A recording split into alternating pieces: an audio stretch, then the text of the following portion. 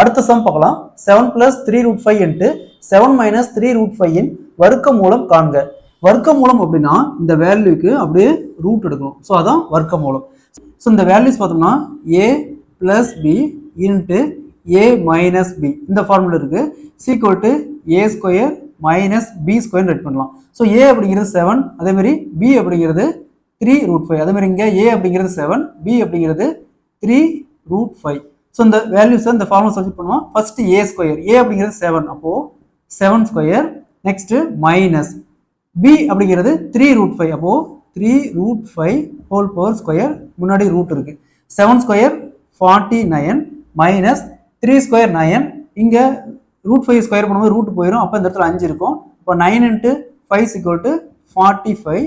So next 49ல் 45 போச்சுன்னா மீதி ரூட்டுக்குள்ள 4 இருக்கும். ஸோ 4 ரூட்டுக்குள்ள எடுத்தோமா 2. So answer will be 2. Option B is the correct answer. இதோடைய வர்க்க மூலம் பார்த்தோம்னா 2. இதே மாதிரி இந்த சம் பாருங்க. 4 plus 2 root 7 into 4 minus 2 root 7 இன் வர்க்க மூலம் காண்புன்னு கேட்குறாங்க. இதே மாதிரி இந்த சம் சால்வ் பண்ணிக்கிற ஆன்சரை கமெண்ட்ல போடுங்க.